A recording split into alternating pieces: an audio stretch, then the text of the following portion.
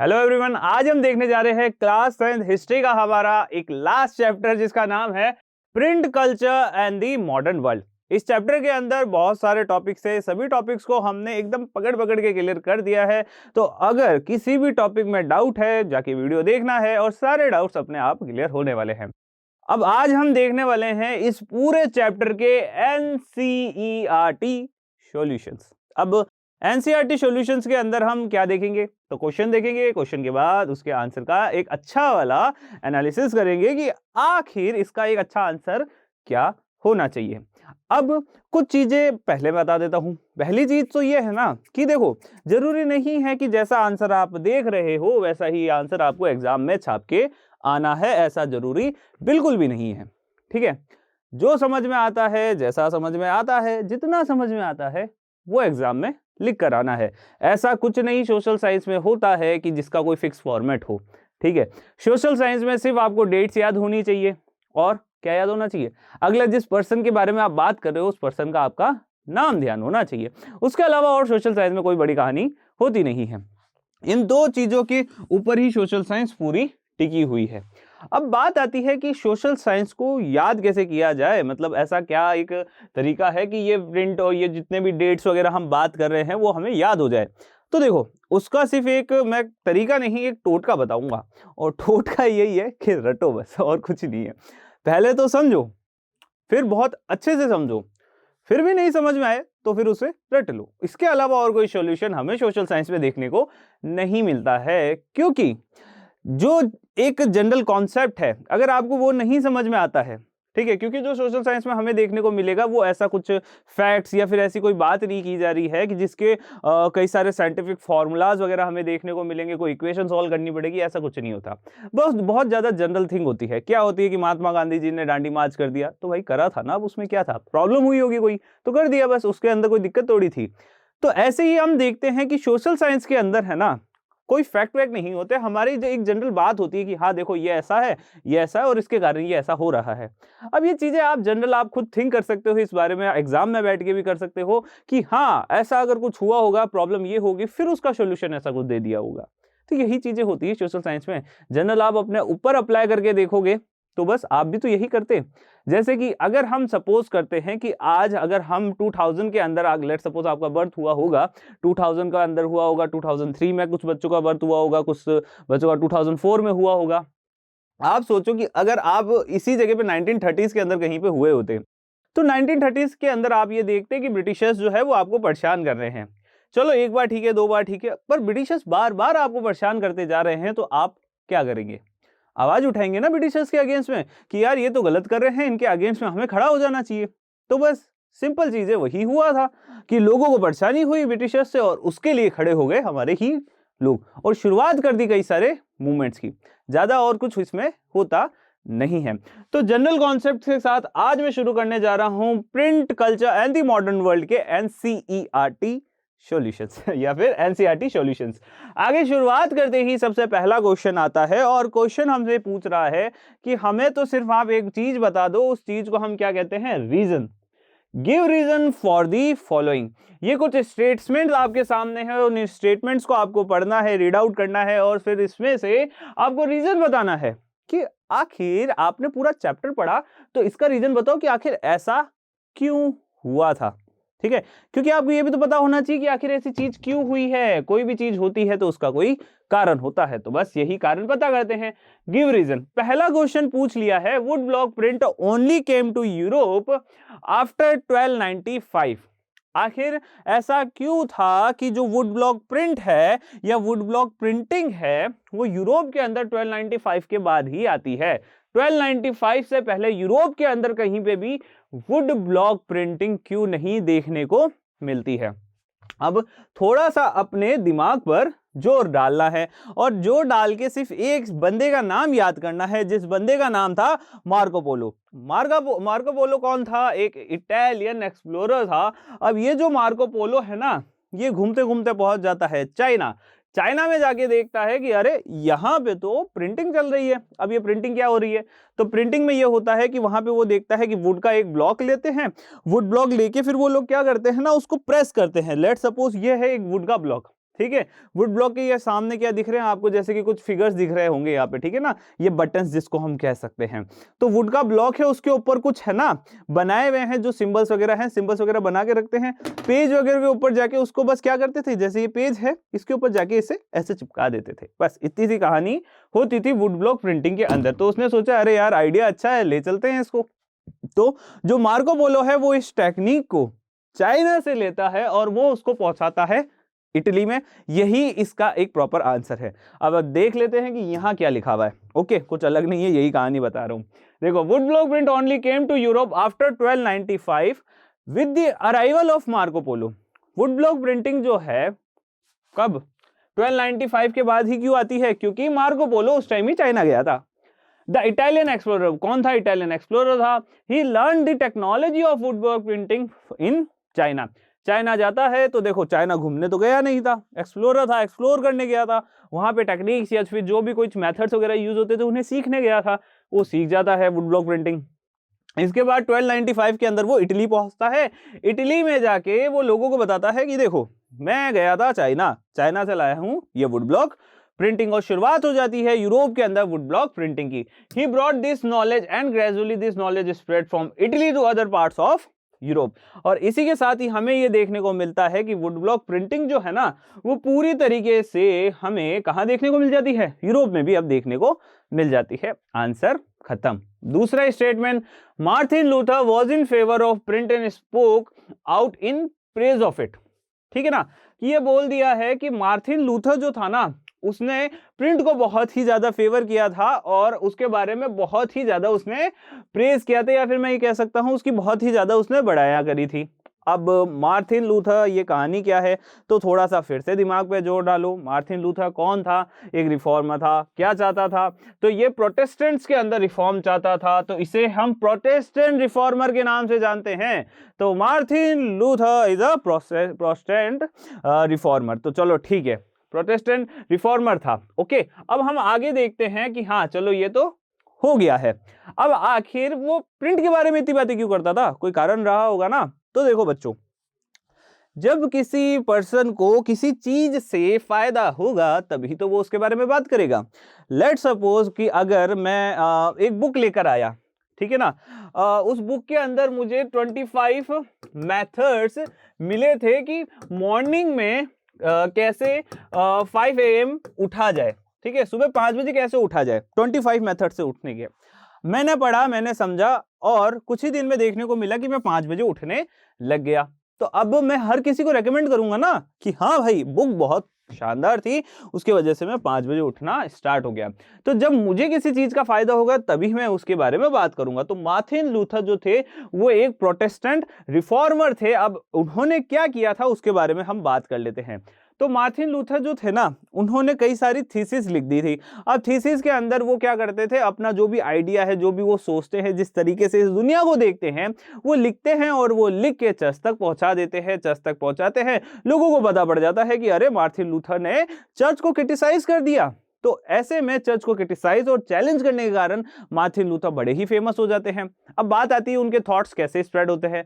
तो वो जो थीसिस थी ना वो बहुत ज्यादा पब्लिश होना स्टार्ट होती है, लोगों तक पहुंचती है, लोग समझते हैं कि मार्टिन लूथर सही कह रहे हैं, और इसी कारण से हमें देखने को मिलता है कि मार्टिन लूथर के आइडियाज जो है वो प्रिंट होने के कारण, मतलब प्रिंट मीडियम होने के कारण ही स्प्रेड हो पाते हैं। Martin Luther was in favour of printing and spoke out in praise of it because it was a printing press through which he got a chance to criticize many of the corrupt practices of the Catholic Church. अब देखो, हम ये देखते हैं कि जो Martin Luther थे ना वो क्या करते थे, प्रिंटिंग की वजह से, या मैं ये कह सकता हूं कि बुक्स के वजह से, ठीक है, अपने आइडियाज लोगों तक पहुंचा पा रहे थे और वो इजीली क्रिटिसाइज कर पा रहे थे किसको, corrupt practices of Catholic church. तो जो कैथोलिक चर्च जो गलत प्रैक्टिसेस करता था ना उसको अच्छे से क्रिटिसाइज कर पाते थे। तो देखो, क्या पहले ऐसा कुछ नहीं हुआ करता था प्रिंटिंग प्रेस की वजह से। देखो, पहले पर्सन खुद को ही सुना के खुश हो सकता था, पर अब फायदा ये था ना कि वो क्रिटिसाइज भी करता था, लोगों को भी बताता कि देखो मैंने क्रिटिसाइज किया है। In 1517, Martin Luther wrote 95 theses, pasted a printing copy of this church door in Wittenberg. अब होता क्या है ना कि मार्टिन लूथर कुछ भावनाओं ज्यादा बह जाते हैं, तो वो क्या करते हैं 1517 के अंदर 95 थीसिस लिखते हैं और उसकी एक जो कॉपी है वो चर्च के बाहर जाकर चिपका के आ जाते हैं, और वो चर्च था विटेनबर्ग का। और ऐसा वो इसलिए करते हैं ताकि वो चर्च को चैलेंज कर सके कि देखो चर्च, जो तुम कर रहे हो गलत है, ठीक है, और मेरे ये 95 थीसिस मैंने लिख दी है, अगर इसको मंजूर नहीं है, अगर आपको लगता है कि इससे कोई मतलब इसमें कुछ दिक्कत नहीं है, तो या फिर इसको एक्सेप्ट कर लो, और अगर प्रॉब्लम है तो ला जाओ डिबेट करते हैं। मतलब उसने साफ चैलेंज कर दिया था इसे, चर्च को, जो चर्च कहाँ था, विटेनबर्ग में। देखो चैप्टर बहुत अच्छे से पढ़ा है हम लोगों ने, तो ऐसा नहीं है कि बार बार जाकर मैं हर एक चीज डेप्थ में बताने वाला हूं।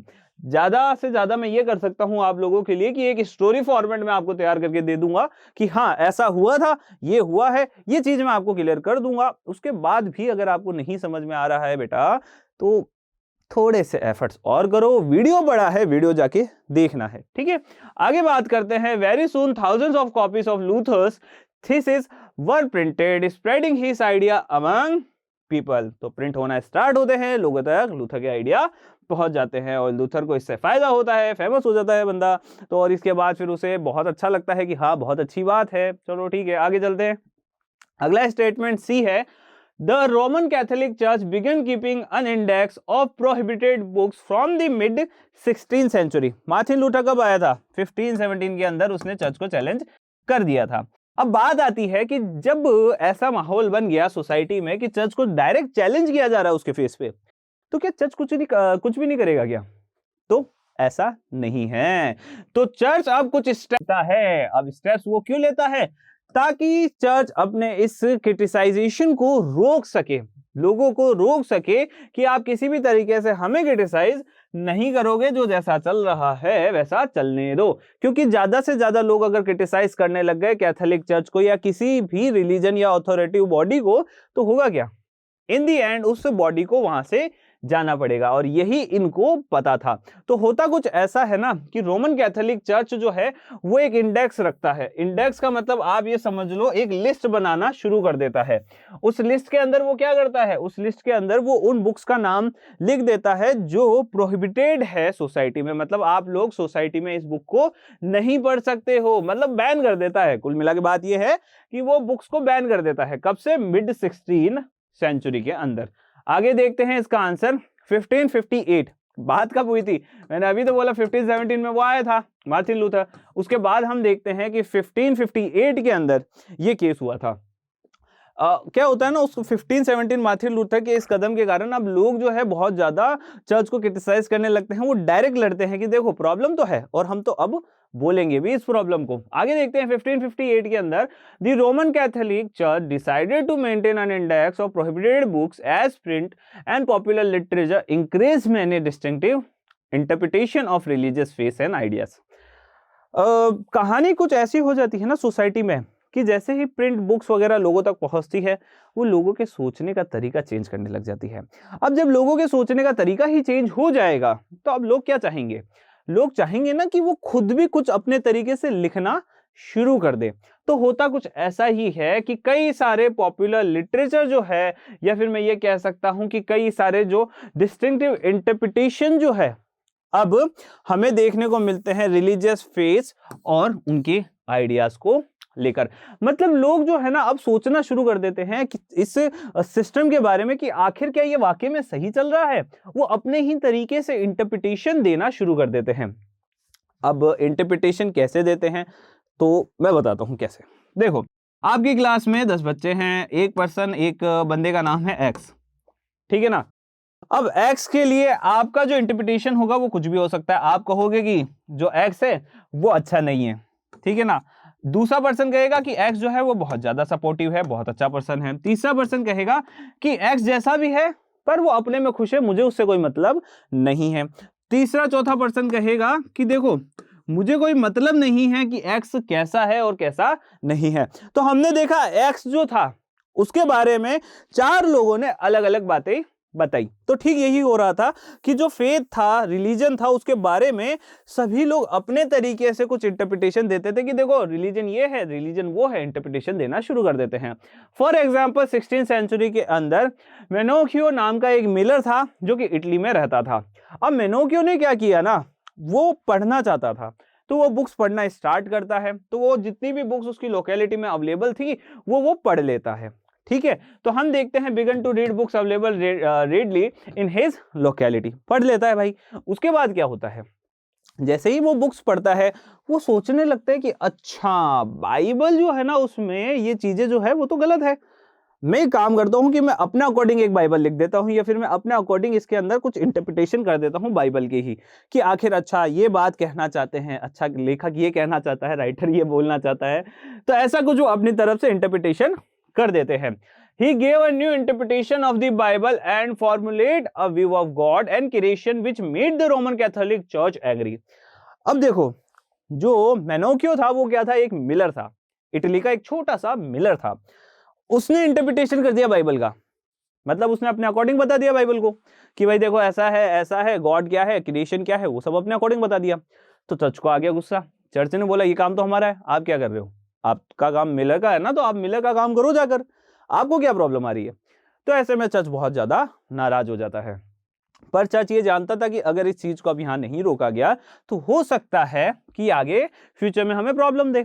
तो ऐसे में हमें देखने को मिलता है कि मेनोकियो को एग्जीक्यूट करवा दिया जाता है, मरवा दिया जाता है कि चलो ठीक है टाटा बाय बाय, आगे ना रहेगा मेनोकियो, ना होगी कोई ऐसी बात। तो मेनोकियो को एग्जीक्यूट करवा दिया जाता है when the Roman Catholic begin its inquisition to repress the heretical idea. मतलब अब जो ये रोमन कैथोलिक चर्च था उसने बोल दिया था देखो सोसाइटी के अंदर जो भी बाहर का आइडिया आ रहा है ना वो हमें तो चाहिए नहीं, कोई देने की कोशिश करेगा फालतू के आइडिया तो हम एग्जीक्यूट करवा देंगे। तो सोच समझ के कोई भी आइडिया बाहर देने की कोशिश करना।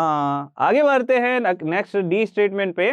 Gandhi said the fight of Swaraj is a fight for liberty of speech, liberty of the press and freedom of association. अब देखो हमारे देश के जो गांधी जी है, उनके मतलब जो हमारे देश के बापू है, गांधी जी के बारे में ये कहा जाता है कि गांधी जी जो थे ना वो प्रिंट का एक जो इफेक्ट है, या फिर मैं ये कहूँ कि प्रिंट की पावर को वो जानते थे। एक स्टेटमेंट है उनका बड़ा ही फेमस जिसमें गांधी जी ये कहते थे कि फाइट फॉर स्वराज, जो हम स्वराज के लिए लड़ रहे हैं ना वो सिर्फ और सिर्फ स्वराज मतलब फ्री होने के लिए फाइट नहीं है हमारी। मतलब ऐसा नहीं है कि हमारा एक सिंगल कॉज है, एक सिंगल कारण है, हमारे पास कई सारे कारण है। हम लड़ रहे हैं ताकि हमें लिबर्टी मिल सके, स्पीच की, बोलने की हमें लिबर्टी मिल सके, हम जो चाहते हैं उसको हम हमारी जो न्यूज़पेपर्स होते हैं उसमें छाप सके।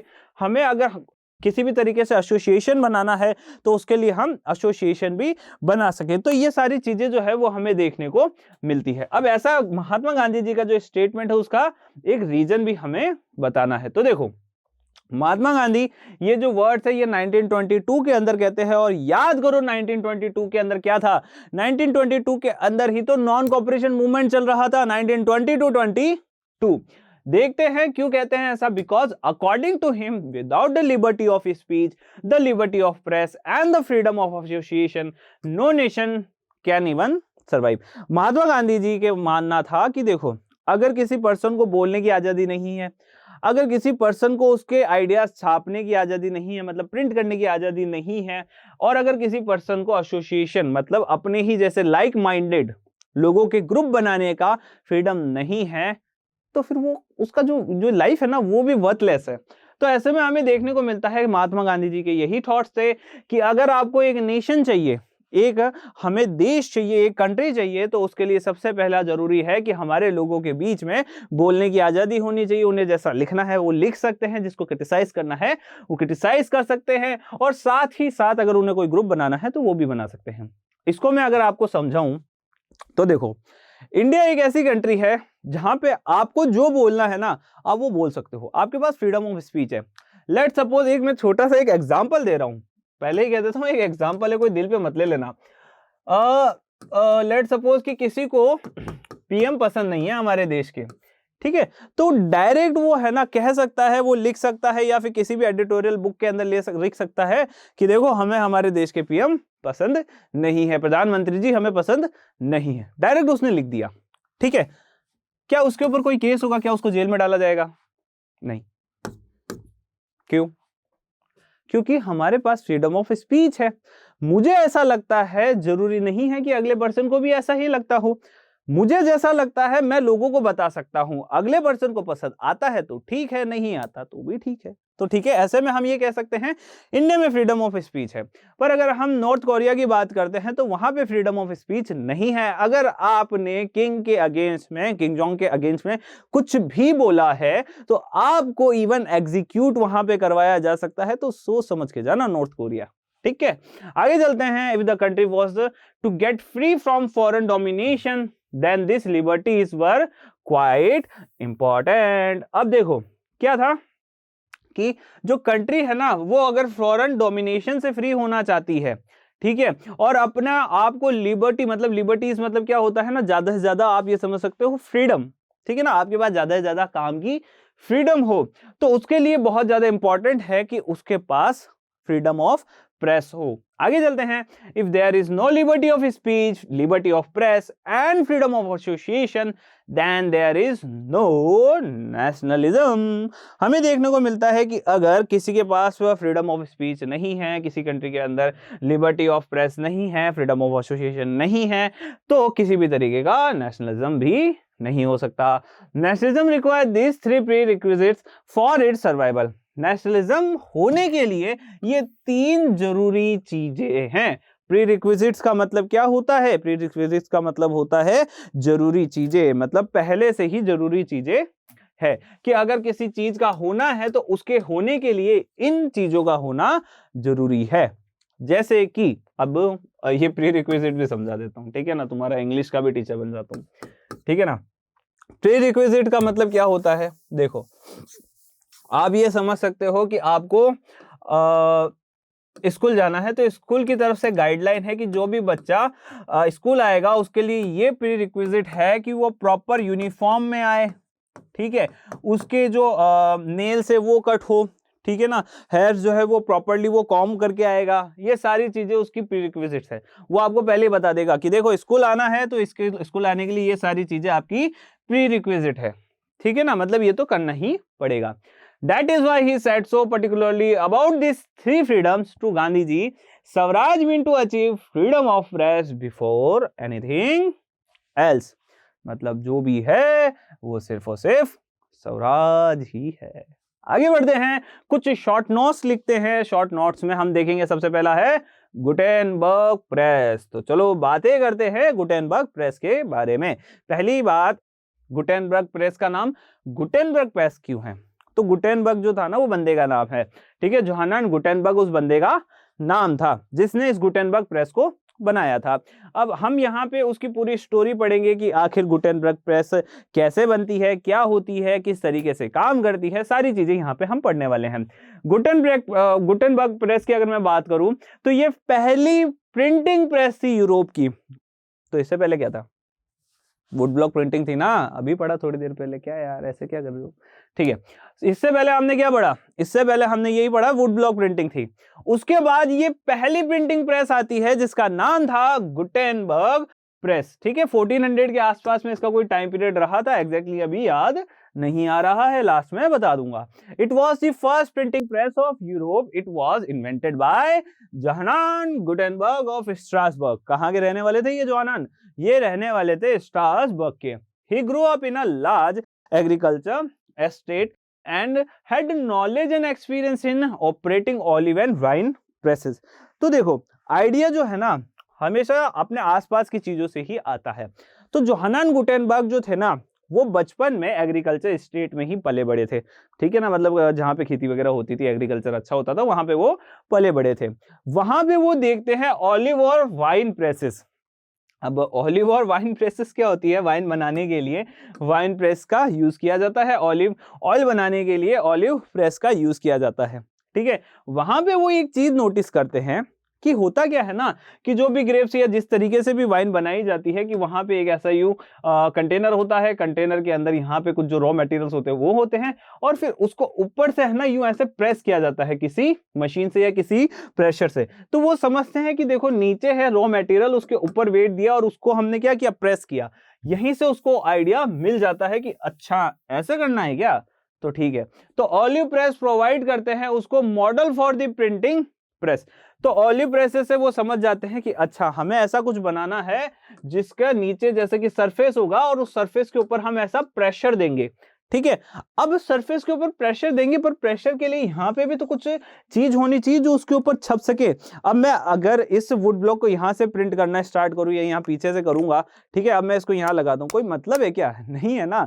मुझे क्या करना होगा, यहाँ पे ऐसे ये चीजें बनानी होगी, ऐसे मोल्ड्स बनाने होंगे, ठीक है ना, इन वर्ड्स के मोल्ड्स मुझे बनाने होंगे। तो बस वही होता है आगे कि अब वो आगे क्या करते हैं, मोल्ड्स बनाते हैं, कास्ट करते हैं कई सारे मेटल्स को, उसके अंदर कई सारे लेटर्स का वो यूज करते हैं जो अल्फाबेट्स में, मतलब हम ये कह सकते हैं ना अल्फाबेट बने हुए होते हैं। टाइपराइटर किसी ने देखा होगा तो वो समझ जाएगा, ठीक है। He invented the printing press around the year 1448। मैंने बोला था 14 के अंदर ऐसा कुछ था, तो 1448 के अंदर इन्वेंट हो गया था। आगे बढ़ते हैं, हम देखते हैं Erasmus idea of printed books. अब देखो हो सोसाइटी के अंदर है ना दो तरीके के लोग हमेशा आपको देखने को मिल ही जाएंगे।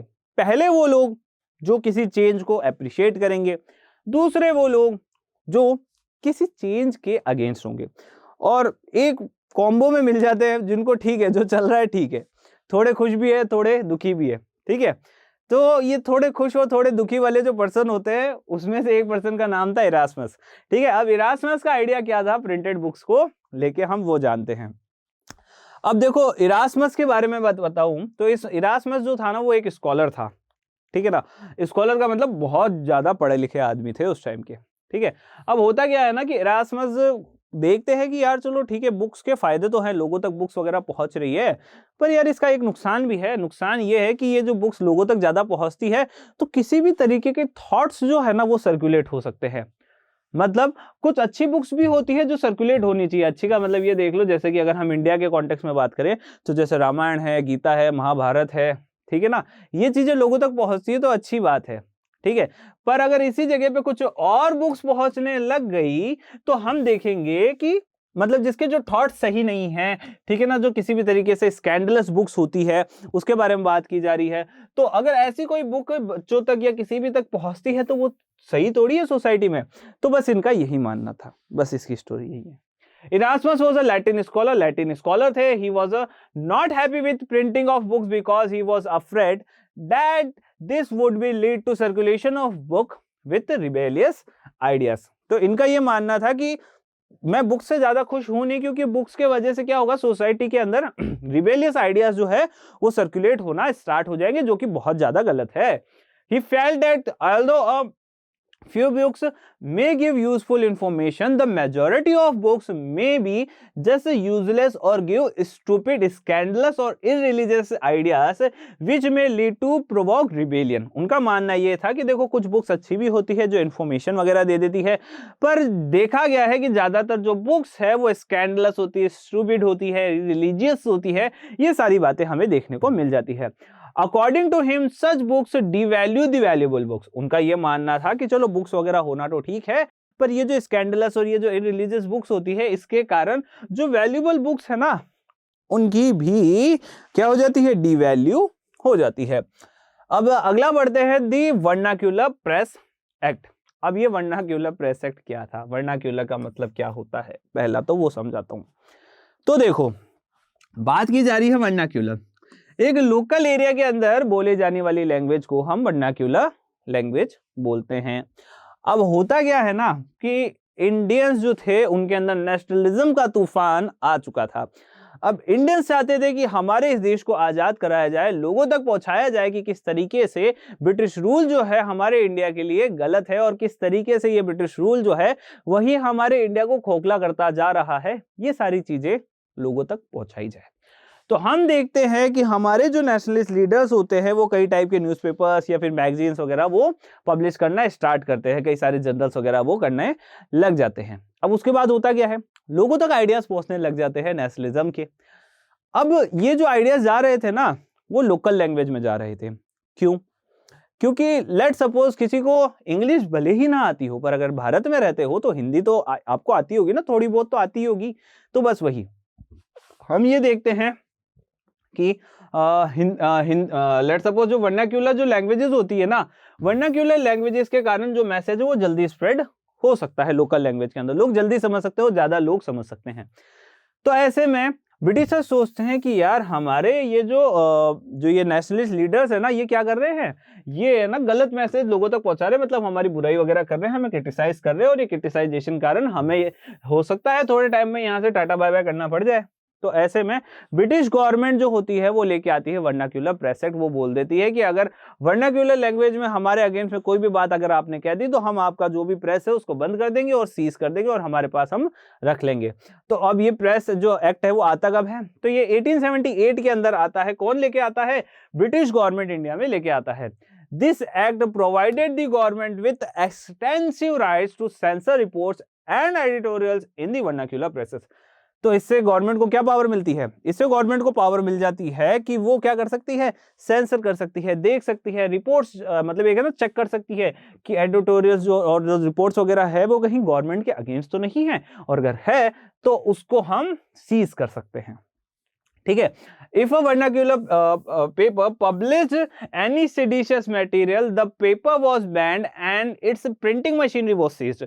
यहां लिखा है सेडिशियस मटेरियल। अब सेडिशियस क्या हो सकता है? तो देखो, ब्रिटिश रूल उस समय काम कर रहा था, तो जो भी ब्रिटिश रूल के अगेंस्ट में है, उसको अपोज कर रहे हैं, वो सभी मटेरियल जो है सेडिशियस है। ठीक है। सेडिशियस का मतलब होता है देशद्रोही या फिर देशद्रोही मटेरियल, मतलब आप जो है देश के अगेंस्ट काम कर रहे हो, ऐसा मटेरियल। ठीक है। द पेपर उस पेपर को बैन कर दिया जाएगा, साथ ही साथ उसकी मशीनरी सीज कर दी जाएगी। This was a complete violation of the freedom of expression, और ये एक तरीके का कंप्लीट वायलेशन था फ्रीडम ऑफ एक्सप्रेशन का। अगर हम उस समय ब्रिटेन जाते, वहां पे देखते, तो हमें ये देखने को मिलता कि वहां पे ऐसा कोई भी लॉ वगैरह नहीं हुआ करता था। ये लॉ जो था ना, वो सिर्फ और सिर्फ इंडिया के लिए ही लाए गए थे। साथ ही साथ एक है ना, ये जो वर्नाक्यूलर प्रेस एक्ट है, उसकी एक इंफॉर्मेशन और दे देता हूं। इसको लेके आने का या फिर इसका जो मॉडल है ना, उसको एक जो हम ये कह सकते हैं कि एक जो बेस बनाया था, वो बनाया था आयरिश लॉ से। ठीक है ना।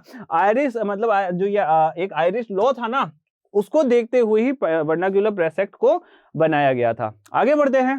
What did the spread of print culture in 19th century India mean to woman, poor and reformers. हम देखते हैं कि किस तरीके से जो 19th सेंचुरी में प्रिंट कल्चर इंडिया में स्प्रेड हुआ था, उसका एक मतलब था वुमेन्स के लिए, पुअर्स के लिए, रिफॉर्मर्स के लिए। मतलब उन लोगों का क्या मानना था कि आखिर ये प्रिंट कल्चर कैसा है, वुमन का क्या मानना है, एक पुअर का क्या मानना है, एक रिफॉर्मर का क्या मानना है, कि आखिर ये चीजें कैसी है।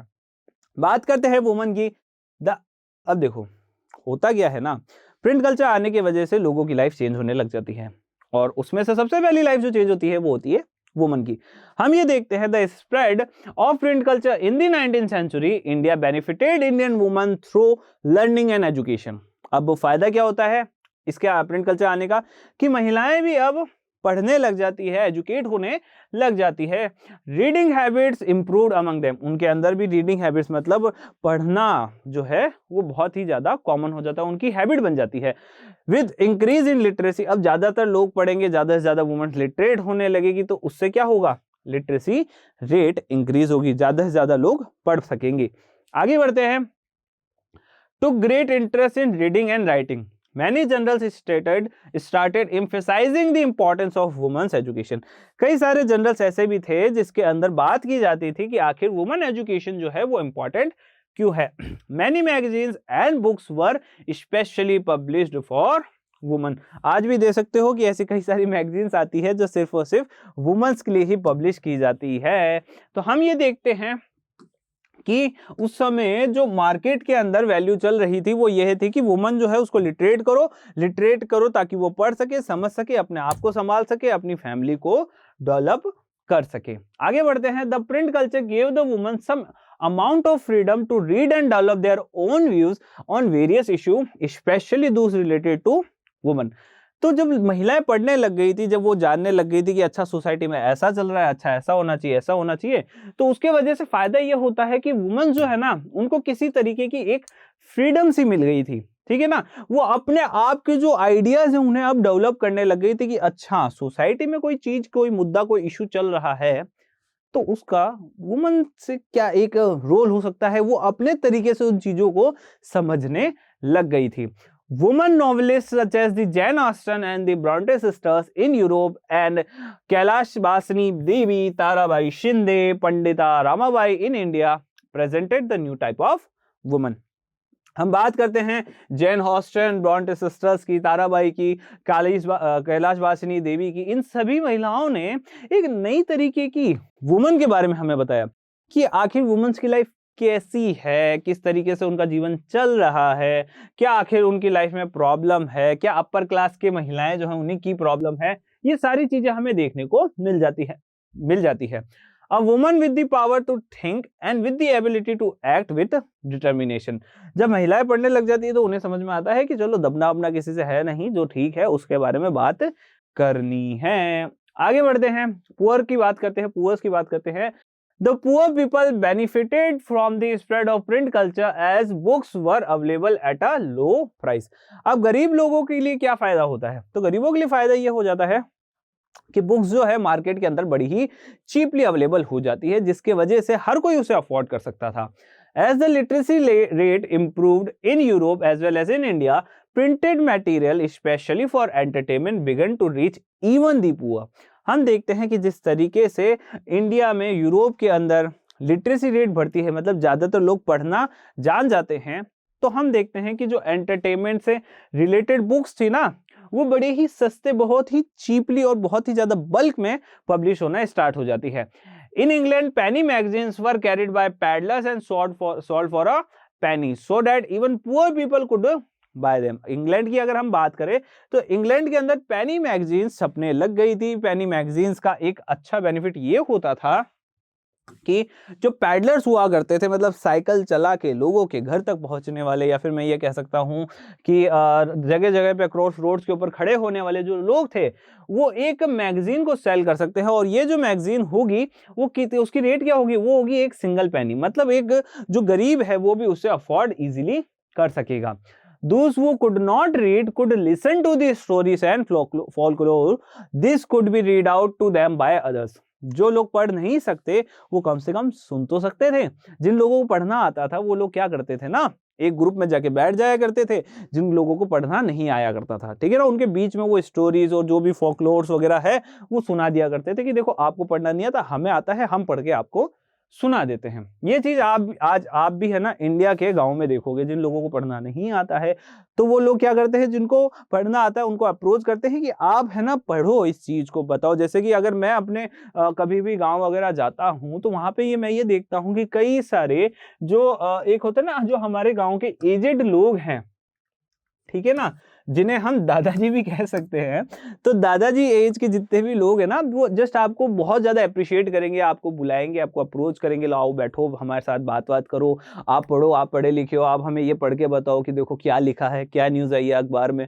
अरे बहुत अच्छा लगता है। तो कभी भी अगर आपको टाइम मिले तो आप अपनी लाइफ में ये चीज जरूर करें। Okay, books could be hired on a nominal fee from some book owners. कुछ बुक ओनर से आप नॉमिनल फी देके भी बुक्स को हायर कर सकते हैं, मतलब किराए पे, उधार पर, जब हो गया काम तो बुक्स को वापस दे दो, ऐसा कुछ, ठीक है।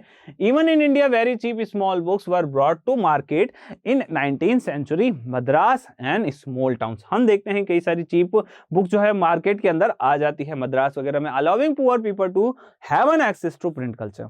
ठीक है, आगे बढ़ते हैं। ये देखो, public libraries were set up in the early 20th century where poor people could visit and borrow books।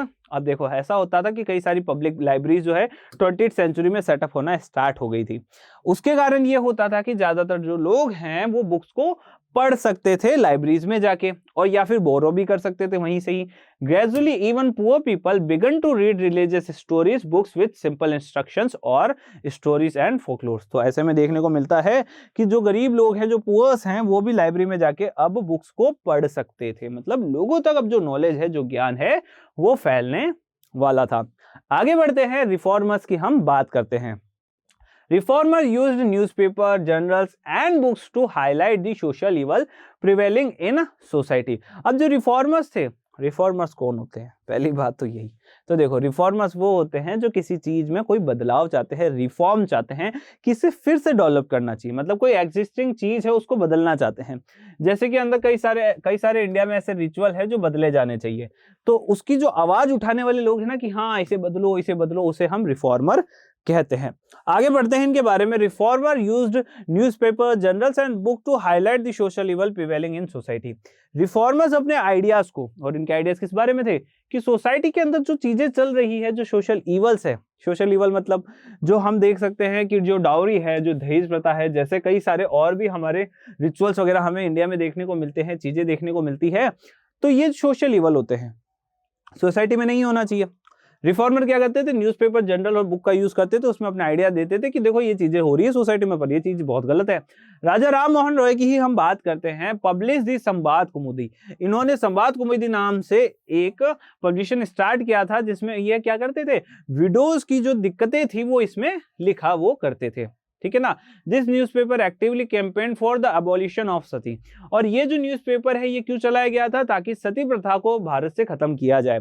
सती प्रथा क्या थी? सती प्रथा एक ऐसी प्रथा थी जिसके अंदर पति के साथ ही पत्नी को भी जला दिया जाता था, सती कर दिया जाता था, ठीक है। इंडिया में अभी ऐसी चीजें नहीं है। 1970 या 80 का टाइम पीरियड था, तब एक कोई लास्ट जो थी ना सती हुई थी, ठीक है, जहां तक मुझे आइडिया है, ठीक है, जहां तक मैंने पढ़ा है 1970s या 1980s का ऐसा टाइम पीरियड रहा है जब इंडिया के अंदर कोई लास्ट पर्सन हुआ होगा जो सती हुई होगी, ठीक है। In the 1880s Tarabai Shinde and Pandita Ramabai wrote with passionate anger about the miserable lives of upper caste Hindu women, especially the widows. 1880s में ताराबाई शिंदे और पंडिता रामाबाई भी ऐसा लिखती है कि देखो जो अपर क्लास की महिलाएं हैं ना, उनके सामने बहुत सारी प्रॉब्लम है। वो जो प्रॉब्लम है वो स्पेशली किसको लेके है? वो स्पेशली विडोज को लेके है। तो ऐसे में हम देखते हैं कि सोसाइटी में विडोज को बहुत परेशान करा जा रहा था। आगे देखते हैं। Jyotiba Phule wrote about the poor condition of the low caste people in his book Gulamgiri 1871। Jyotiba Phule भी पुअर कंडीशंस के बारे में, मतलब जो पुअर लोग थे, गरीब लोग थे, उनकी प्रॉब्लम्स को लेते हुए, साथ ही साथ उनका जो बेसिक जो एक हम ये कह सकते हैं मोटिव था, वो था लो कास्ट पीपल्स को लेके। अब उसके लिए वो एक बुक लिखते हैं जिनका नाम था गुलामगिरी। कब लिखी हुई है? 1871 में। He wrote about the injustice of the caste system। और ये किस बारे में लिखते हैं? कास्ट सिस्टम के बारे में लिखते हैं। 20th century B R. अम्बेडकर आते हैं, बहुत पावरफुली या कास्ट सिस्टम के अगेंस्ट में बोलते हैं अपनी राइटिंग्स के अंदर। He also wrote against untouchability। साथ ही साथ एक E.V. रामास्वामी नायकर, जिन्हें हम पेरियार के नाम से भी जानते हैं, वो भी बहुत ज्यादा कास्ट सिस्टम्स को लेके लिखना शुरू कर देते हैं। मतलब बहुत ही स्ट्रांगली वो अपोज करते हैं इस सिस्टम्स को, बोलते हैं कि ये सारी चीजें जो हैं सोसाइटी में सही नहीं है। Why did some people in 18th century Europe think that the print culture would bring enlightenment and despotism? अब देखा गया कि 18th सेंचुरी यूरोप के अंदर प्रिंट कल्चर से लोगों को अब ये उम्मीद होने लग गई थी कि ये जो प्रिंट कल्चर है ना, इसके वजह से हो सकता है कि कुछ समय के अंदर हमारे इस पूरे यूरोप के अंदर एनलाइटमेंट आए। मतलब ज्यादा से ज्यादा जो लोग हैं वो समझे कि अच्छा ऐसा हो रहा है, अच्छा ऐसा हो रहा है। और साथ ही साथ ये जो हमारा ये बुक कल्चर है या फिर ये जो प्रिंट कल्चर है, ये डेस्पोटिज्म, मतलब जो ये किंग रूल वगैरह जो ये चीजें चल रही है, उसे भी ये चीज खत्म कर देगी। Due to the following reason some people of the 18th century thought that print culture would bring enlightenment and despotism. कुछ कारण थे। पहला था स्प्रेडिंग ऑफ न्यू आइडियाज। नए नए आइडियाज जो थे वो मार्केट के अंदर लोगों को देखने को मिल रहे थे। मतलब क्या थी, मार्केट के अंदर बुक्स देखने को मिलती थी और वो जो बुक्स है वो पढ़कर लोग जो है वो ये समझ गए थे कि अच्छा ऐसा होना चाहिए सोसाइटी में। उनके पास नए नए आइडियाज आने लग गए थे और उसी कारण उन्हें लग रहा था कि हाँ अब सोसाइटी में कोई चेंज आने वाला है। After the coming of print culture the ideas of scientist and philosophers now became more accessible to the common people. जो कॉमन पीपल है उनके लिए बहुत ही ज्यादा एक्सेसिबल हो गए थे ऐसे आइडियाज। आगे चलते हैं, एंशिएंट और मिडिवल साइंटिफिक टेक्स्ट की बात करते हैं जो कि कंपाइल करते हैं और ये भी हम ये देखते हैं कि नए नए आइडियाज जो थे वो तो आ ही रहे थे, साथ ही साथ जो एंशिएंट और मिडिवल साइंटिफिक टेक्स्ट जो थे ना वो भी पब्लिश होना स्टार्ट कर देते हैं। आगे हम चलते हैं, books as medium of progress. अब लोगों को लगने लग गया था कि अगर आपको प्रोग्रेस करना है तो उसके लिए आपको बुक्स तो पढ़नी ही पड़ेगी। अगर आप बुक्स नहीं पढ़ते हो तो कभी भी आप अपने आप को प्रोग्रेटिव या फिर हम कह सकते हैं प्रोग्रेस नहीं करवा पाओगे। By the 18th century books became a medium of spreading progress and enlightenment which could change society and world. तो लोगों को लगने लग गया था कि ये जो बुक है ना वो क्या करेगी, स्प्रेड करेगी। किसको करेगी, प्रोग्रेस को, एनलाइटमेंट को, सोसाइटी को चेंज करने को। साथ ही साथ जो सोसाइटी है किसके वजह से बदलेगी, सिर्फ और सिर्फ बुक्स की वजह से बदलेगी। It was also believed that the books could liberate society from despotism and tyranny. ये भी देखा गया कि बुक्स जो है वो सोसाइटी को डेस्पोटिज्म से दूर लेकर चली जाएगी। मतलब जो राजाओं के जो रूल चल रहे हैं, किंग रूल वगैरह, वो सब खत्म हो जाएंगे। राइटिंग ऑफ स्कॉलर्स, अब स्कॉलर्स की राइटिंग की अगर हम बात करते हैं, The writing of thinkers such as Jean-Jacques Rousseau, Thomas Paine, Voltaire were also widely printed and could gain popularity। हम देखते हैं कई सारे स्कॉलर्स की जो राइटिंग थी वो भी छपना या फिर पब्लिश होना, प्रिंट होना स्टार्ट हो चुकी थी। हम ये देखते हैं कि जैसे कि कुछ राइटर्स के यहाँ नाम दिए हुए हैं, पढ़ लिया है तो बार बार बताने की जरूरत नहीं है। Thus their ideas about science, rationality, reasoning found their own way into popular literature। अब देखो लोगों के लिए ये सारी चीजें उस समय नई थी, तो लोग जानना चाहते थे, समझना चाहते थे कि आखिर ये चीजें हैं क्या, साइंस क्या है, रैशनैलिटी क्या है, किस तरीके से ये चीजें काम करती है, रीजनिंग वगैरह, ये सारी की सारी चीजें लोग जानना चाहते थे। आगे बढ़ते हैं, साइंटिफिक डिस्कवरीज की बात करते हैं। कई सारी साइंटिफिक डिस्कवरीज भी हमें देखने को मिलती है। Maps and more accurate scientific diagrams were widely printed when scientists like the Isaac Newton began to publish their discoveries। Isaac Newton ने अपनी डिस्कवरी, न्यूटन के 3 लॉस याद है ना, बस वो यहीं से आते हैं, ठीक है। प्रिंट की वजह से वो इतने ज्यादा फेमस हो गए थे क्योंकि उनकी जो डिस्कवरीज थी वो पब्लिश हो पा रही थी, लोगों तक पहुंच पा रही थी। हमारे आइजैक न्यूटन के जैसे ही और कई सारे साइंटिस्ट थे जिन्होंने भी प्रिंट मीडियम का यूज किया ताकि वो ज्यादा से ज्यादा लोगों तक पहुंच सके। They could influence as a much wider circle of scientific minded readers. और साथ ही साथ जो साइंटिफिक थिंकिंग रखते हैं, जो लाइक माइंडेड पीपल होते हैं, जो साइंस को लेके बहुत ही ज्यादा एक्टिव थे, उनके लिए भी हम ये देखते हैं कि हाँ अब उन तक भी एक जो आइडियाज है वो साइंटिस्ट के पहुंच रहे थे। साथ ही देखते हैं आइडियाज ऑफ एनलाइटेड थिंकर। जो एनलाइटेड हो चुके हैं थिंकर्स पहले से ही, मतलब सोसाइटी के कुछ ऐसे लोग जिनको एनलाइटमेंट मिल चुका है, वो समझ चुके हैं कि आखिर ये चीजें क्यों काम कर रही है, कैसे काम कर रही है, उनके भी थॉट सोसाइटी में फैलने लग गए थे, स्प्रेड होने लग गए थे। यही कारण है ना, आगे बन रहे हैं, ये कारण ही है। तभी इसी कारण से लोगों को लगने लग गया था कि अब एनलाइटमेंट आने वाला है, सोसाइटी के अंदर क्या होने वाला है, सोसाइटी के अंदर डेस्पोटिज्म खत्म होने वाला है।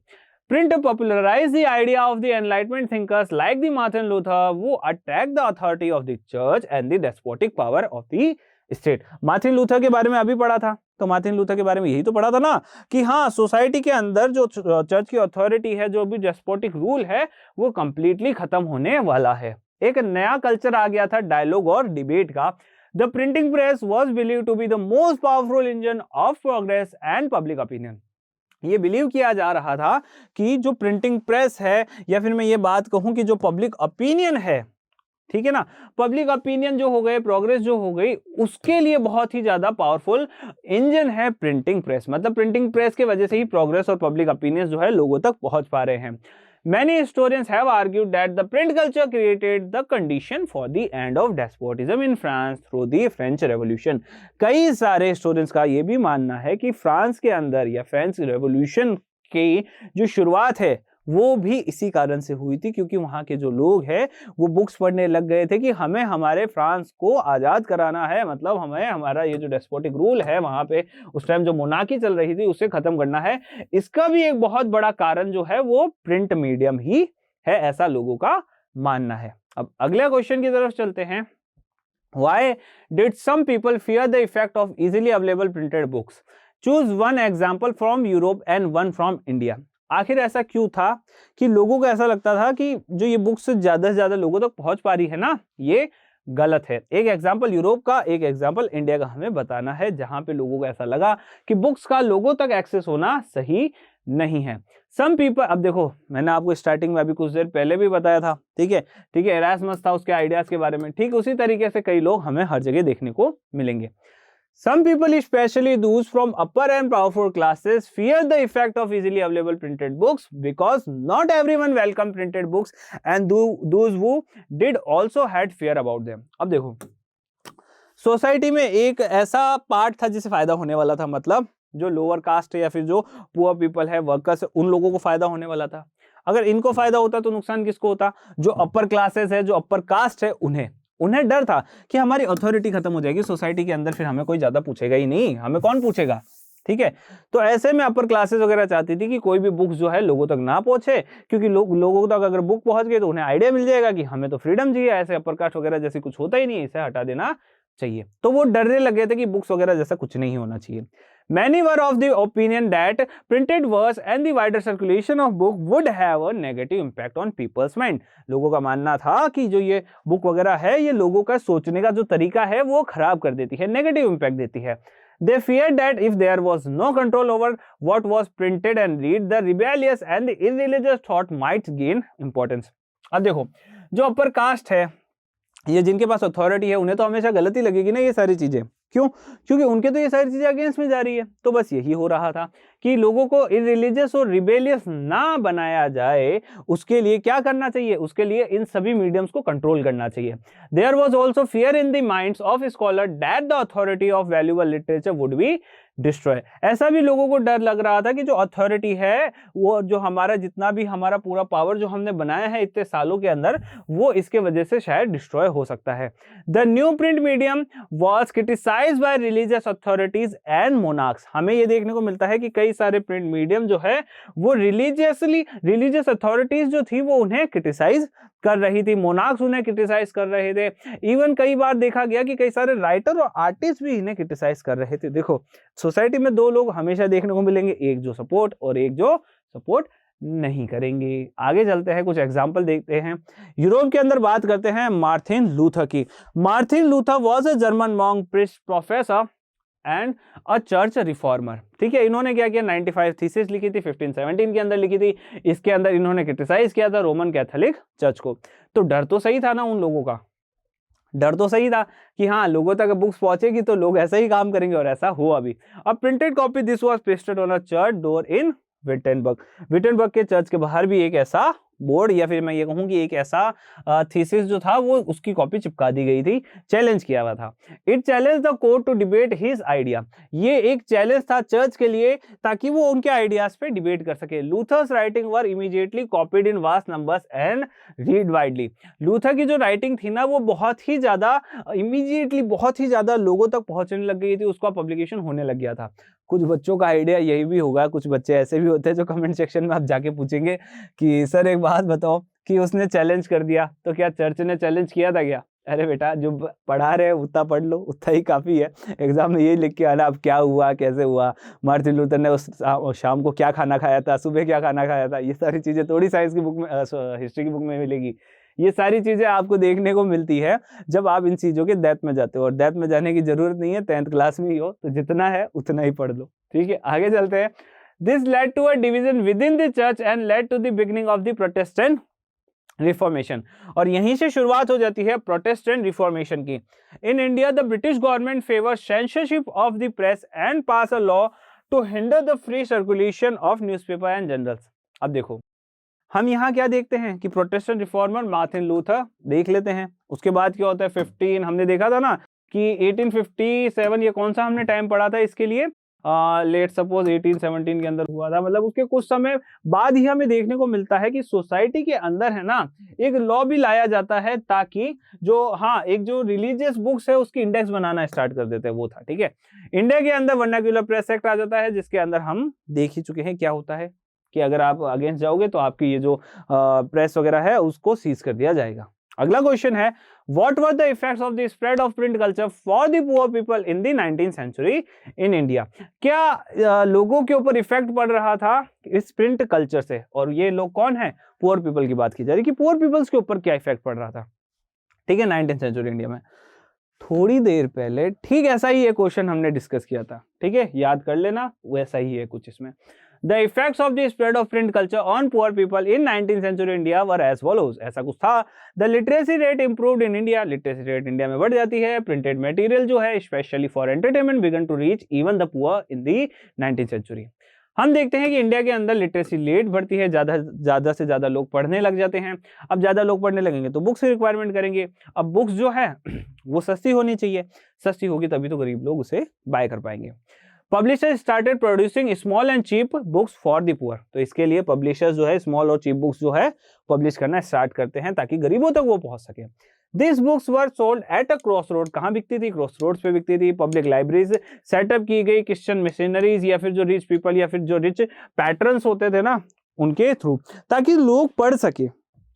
ठीक है, आगे बढ़ते हैं। Enlightening essays were written against caste discrimination. कई सारे एनलाइटमेंट एसेज जो है वो लिखे जाते थे किसके अगेंस्ट में? कास्ट डिस्क्रिमिनेशन के अगेंस्ट में। एंड इस इनहेरेंट इनजस्टिस, और इसके साथ जो इनहेरेंट इनजस्टिस आ रहा है उसके लिए भी कई सारे जो थे एसेज लिखे जाते थे। This were read by people cross the country. अब पूरे अक्रॉस कंट्री मतलब हर कंट्री, मतलब कंट्री के हर एक पार्ट के अंदर ये थॉट्स पढ़े जा रहे थे। इसका एक अच्छा कारण था, वो थी books. On the encouragement and support of social reformer, overworked factory workers set up libraries for self education. कई सारे सोशल रिफॉर्मर्स ने फैक्ट्री वर्कर्स को बोला, देखो आपको सेल्फ एजुकेशन की जरूरत है, आपको खुद को पढ़ाना होगा, आपको डेवलप करना होगा। इसके लिए आप क्या करिए, आप है ना सेल्फ एजुकेशन के लिए लाइब्रेरी सेटअप करिए। तो हमें देखने को मिलता है कई सारी लाइब्रेरी सेटअप भी होती है। Some of them even publish their own works like the Kashi Baba published छोटे और बड़े का सवाल। कई सारे इन पब्लिक लाइब्रेरीज या मील वर्कर्स या फिर मैं ये कहूँ जो फैक्ट्री वर्कर्स हुआ करते थे, उन्होंने पब्लिशिंग का भी काम किया था अपने बुक्स के लिए या फिर अपने वर्क्स के लिए। जैसे कि काशी बाबा की बात करते हैं, काशी बाबा ने छोटे और बड़े का सवाल जैसी कई सारी चीजें लिखी थी। अगला question, explain how print culture assisted the growth of nationalism in India. पूछा जा रहा है कि किस तरीके से नेशनलिज्म को प्रिंट कल्चर असिस्ट करता है। चलो जानते हैं। प्रिंट नॉट, अब कुछ ऐसा भी लग रहा हो कि सर की तो स्पीड ही बढ़ गई, पहले इतना धीरे धीरे चल रहे थे, अब अचानक से इतना फुल स्पीड में आ गए। तो देखो बच्चों, कहानी ये है ना कि अब ये सारी चीजें हम पढ़ चुके हैं पीछे, तो वापस इसके ऊपर टाइम देने से कोई ज्यादा मतलब है नहीं। ठीक है, आगे बढ़ते हैं। Print not only stimulated the publication of conflict opinions among communities but it also connected communities and people in different parts of India. Print के वजह से जो लोग थे ना वो क्या कर रहे थे, एक दूसरे से कनेक्ट कर पा रहे थे। हम ये देखते हैं कि कई सारे कॉन्फ्लिक्ट ओपिनियंस जो थे वो कम्युनिटीज तक पहुंच भी रहे थे, कई सारे कॉन्फ्लिक्ट्स हो भी रहे थे, पर उसके साथ साथ हमें ये देखने को मिलता है कि कई सारी कम्युनिटी जो थी, कई सारे डिफरेंट पार्ट्स ऑफ इंडिया के अंदर हमें देखने को मिल रहा था कि हाँ कम्युनिटी जो है ना, कम्युनिटी सही से काम कर रही है। कम्युनिटी को जोड़ने के लिए नए नए पब्लिकेशंस वगैरह आ रहे थे, नई नई बुक्स आ रही थी कि हम लोगों को साथ रहना चाहिए, हम साथ रहेंगे तभी तो हम ब्रिटिशर्स से लड़ पाएंगे। कई फॉलोइंग फैक्टर्स जो है वो हमें देखने को मिलते हैं। Following factors assisted the growth of nationalism in India through out print culture. Print culture ने असिस्ट किया नेशनलिज्म इन इंडिया को, ताकि ज्यादा से ज्यादा नेशनलिज्म को बढ़ाया जा सके। आगे बढ़ते हैं। New ideas and debates. अब कुछ फैक्टर्स के बारे में बात करते हैं कि आखिर ऐसा क्या था जिसने इंडिया के नेशनलिज्म को डेवलप किया, और हेल्प किसकी ली? हेल्प ली उसने किसकी? बोलो, बताओ बताओ, कमेंट सेक्शन में बताओ। प्रिंट कल्चर की। फर्स्ट है new ideas and debates. There were many who criticize the existing practices and campaign for reformers while other countered the arguments of the reformers. अब देखो, सोसाइटी में दो चीजें हो रही थी, कई सारे डिबेट्स और कई सारे आर्ग्यूमेंट्स हमें देखने को मिल रहे थे। क्या हो रहा था कि सोसाइटी में जो गलत प्रैक्टिसेस थी, जो सोसाइटी के सोशल इवल्स थे, उनके अगेंस्ट में सोशल रिफॉर्मर्स खड़े हो रहे थे। और कुछ लोग सोशल रिफॉर्मर्स के अगेंस्ट में खड़े हो रहे थे। वो बोल रहे थे जैसा चल रहा है वैसे चलने दो, ये रिफॉर्मर्स की बातों को मत मानो। आगे देखते हैं, this debates were carried out openly in public and in print. लोगों के बीच में ये डिबेट स्टार्ट हो चुकी थी, अब एकदम पब्लिक में लोग इन चीज़ों के बारे में डिस्कस कर रहे थे। साथ ही साथ हम ये देखते हैं कि प्रिंट के अंदर भी हमें ये चीज़ देखने को मिल रही थी। Printed tracts and newspaper not only spread the new ideas but they also shape the nature of the debate. Nature जो है डिबेट का उसे भी ये शेप कर रहे थे। आगे बढ़ते हैं, print and newspaper. Despite repressive measures, nationalist newspaper grew in numbers in all parts of India. कई सारे रिप्रेसिव मेजर्स जो थे ना वो उठाए गए थे नेशनलिस्ट न्यूज़पेपर्स के अगेंस्ट में पूरे इंडिया के अंदर ही। They reported on colonial misrule and encouraged nationalist activities. हम देखते हैं कि नेशनलिज्म से रिलेटेड कई सारे न्यूज़पेपर्स जो थे, प्रिंट्स जो थे, वो हमें पूरे इंडिया में देखने को मिलते हैं और इसी के कारण हमें ये भी जानने को मिलता है कि कई सारी नेशनलिस्ट एक्टिविटीज़ जो थी ना वो हमें देखने को मिलती है। When Punjab revolutionaries were deported in 1907, बाल Gangadhar Tilak wrote the great sympathy about them in his Kesari. होता है ऐसा कुछ कि 1907 के अंदर कुछ पंजाब रेवोल्यूशनरीज को डिपोर्ट कर दिया जाता है और हमारे जो बाल गंगाधर तिलक होते हैं उन्हें ये चीज पसंद नहीं आती। तो ऐसे में बाल गंगाधर तिलक बोलते हैं कि देखो ये चीज हुई है गलत। अब बाल गंगाधर तिलक जो थे ना वो कोई छोटे मोटे आदमी तो थे नहीं। बाल गंगाधर तिलक जो थे वो हमारे इंडिया के उस समय के बहुत बड़े नेशनलिस्ट थे। साथ ही साथ उनका एक न्यूज़पेपर भी चला करता था जिसका नाम था केसरी। उसके अंदर उन्होंने लिखा कि देखो जो भी हुआ वो गलत हुआ, ऐसा नहीं होना चाहिए था। साथ ही कनेक्टिंग वेरियस कम्युनिटीज, इंडिया की कई सारी कम्युनिटीज को कनेक्ट करने का काम भी इस प्रिंट कल्चर ने किया था, क्योंकि लोग जान रहे थे कि हमारा दुश्मन जो है, हमारा जो एनिमी है वो ब्रिटिश रूल है, हम आपस में एक दूसरे के एनिमी नहीं है। Print not only stimulated the publication of conflict opinions among its communities, but also connected communities and people living in different parts of India.